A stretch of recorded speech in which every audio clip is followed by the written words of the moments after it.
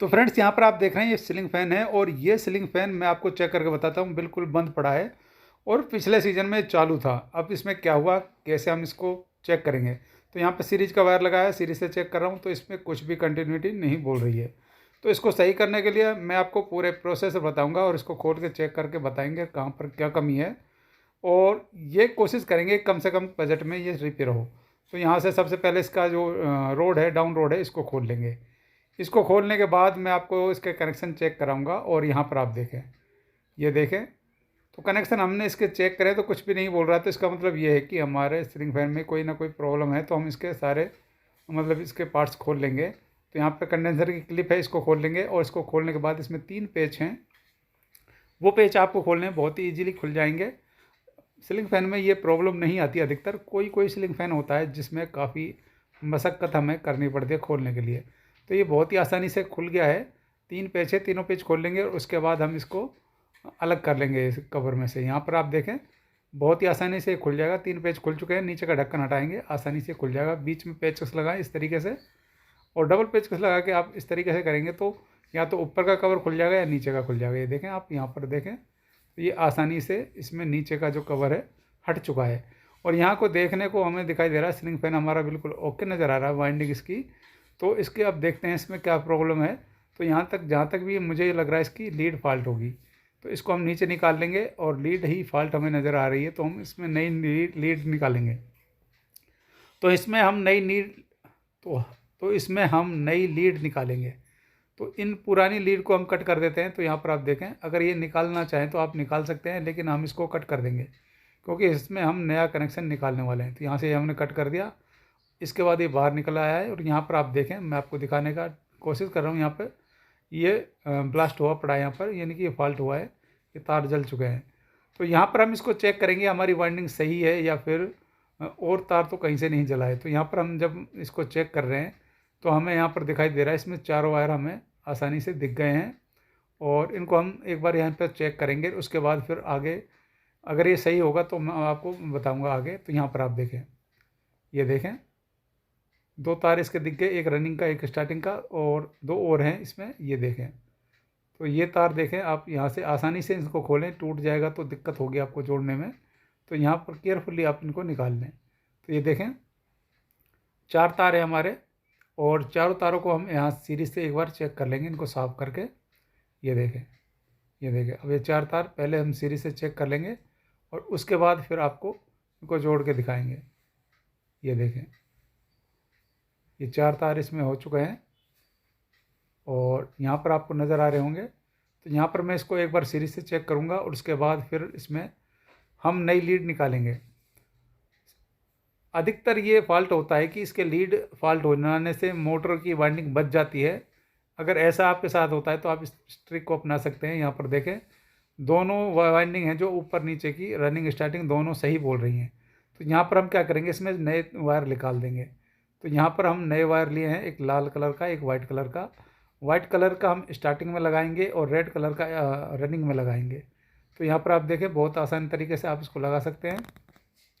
इनमें स्लिप चढ़ा लेंगे, स्लिप चढ़ाकर और फिर जो रेड तार है इसको बाहर वाली जो होती है हमारी रनिंग होती है इसमें लगाना है और जो अंदर वाली है वो स्टार्टिंग होती है, इसमें वाइट कलर के तार लगाएंगे।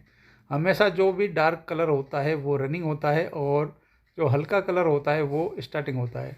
ये ध्यान रखने वाली बातें हैं, अधिकतर इस तरीके से आते हैं। और 3 तार के में तो आप आसानी से कर सकते हैं क्योंकि 3 तार में दिक्कत नहीं आती हमें, क्योंकि एक मैन होता है, 2 कैपेसिटर के होते हैं जिसमें सीधा चलेगा, दूसरा वही मैन होता है। तो इसमें 4 तार हैं, 4 तार में हम अपने हिसाब से कर सकते हैं। तो ये देखें हम सबसे पहले हमने वाइट तार लगाया है स्टार्टिंग का, तो इसको हम थोड़ा सा टाइट कर लेंगे। इसके बाद दूसरा स्टार्टिंग का लगाएंगे, फिर हम रनिंग का लगाएंगे और यहाँ पर आप देख सकते हैं बहुत आसानी से हम इसको लगा देंगे। तो यहाँ पर आप देखें थोड़ा सा इस तरीके से आपको ये जोड़ना है, उसमें ज़्यादा आपको मतलब बल नहीं देना है, ज़्यादा करेंगे तो पुराना वायर होता है टूट जाता है। तो यहाँ पर आप देखें, ये देखें इस तरीके से स्लीव चढ़ाकर और जब चारों तार हमारे लग जाएं तो इनको धागे से भी हमको बांधना है। तो यहाँ पर आप देख सकते हैं, मैं आपको दिखा रहा हूँ। तो यहाँ पर आप देखें ये 2 वायर हमारे लग चुके हैं। अब इसके बाद हमारी बारी आती है, स्टार्टिंग के बाद आती है रनिंग की। तो रनिंग के तार भी हम आपको इसी तरीके से लगाने हैं जैसे हमने स्टार्टिंग के लगाए हैं। तो यहाँ पर आप देखें ये तार मैंने इस पर जोड़ दिया है इस तरीके से, और इसके बाद इस पर स्लिप चढ़ा देंगे, और स्लिप चढ़ाने के बाद जो दूसरा लास्ट का वायर है रनिंग का वो भी लगा लेंगे। यहाँ देख सकते हैं आप, अब बचा एक हमारा रनिंग का। तो यहाँ हम देखें, यहाँ पर इस तार को भी हम लगा देंगे और इस वायर को भी हम लगा देंगे। इस वायर लगाने के बाद हमारा सीलिंग फैन ओके हो चुका है और हमारे लगभग 500 रुपये बच चुके हैं। अगर हम इसको वाइंडिंग करते तो इसमें 500 रुपये का खर्चा आता, और तो ये हमने 500 रुपये यहाँ पर बचा लिए हैं। तो इस तरीके से अगर ये प्रॉब्लम आती है तो आप इस तरीके से अपने सीलिंग फैन को सही कर सकते हैं। और इसको फिट करने का तरीका मैं आपको बता देता हूँ। तो यहाँ पर आपको इस तरीके से इसके मतलब ये वायर निकालने हैं। अगर आपका बेरिंग सूखा हुआ है उसमें ग्रीस ज़रूर डालें, अगर उसमें आवाज़ आ रही है तो भी ग्रीस डालें, अगर बेरिंग ख़राब है तो बेरिंग चेंज कर दें।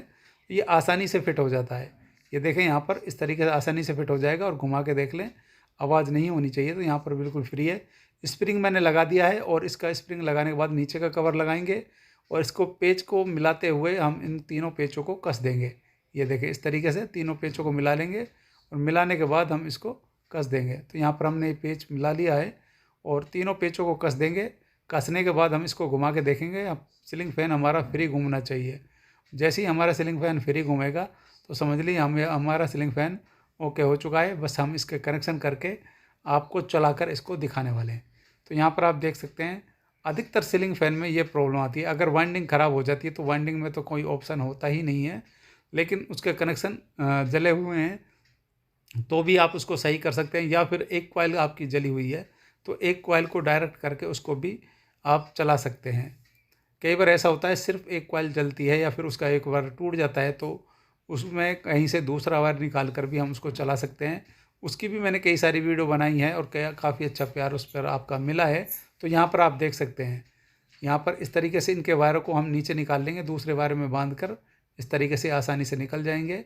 जब चारों तार निकल जाएंगे तो हम इसका कनेक्शन करेंगे। देखें इस तरीके से एक तार अंदर नीचे से मैंने डाला है, उसमें मिलाकर नीचे की तरफ खींच लिया है, और ये वायर बाहर आ चुके हैं चारों।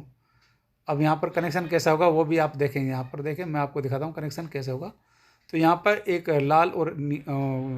लाल और सफ़ेद रनिंग और स्टार्टिंग एक कर लेना है आपको।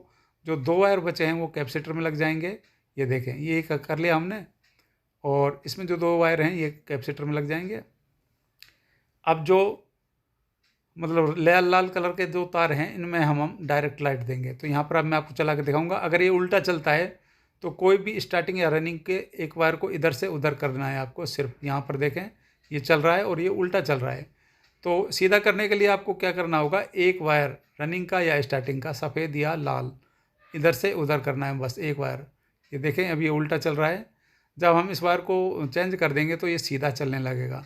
तो अभी हम इसके वायर को चेंज कर देते हैं, फिर आपको इसको चला कर दिखाएंगे, और इसके रोड वगैरह फिट कर देते हैं, फिर आपको चला के दिखाएंगे। तो यहाँ पर मैंने एक वाइट कलर का वायर है जो मैंने चेंज कर दिया है, और इसके RPM जो हैं वो भी चेंज हो चुके हैं, यानी कि जो उल्टा घूम रहा था तो सीधा हो गया है।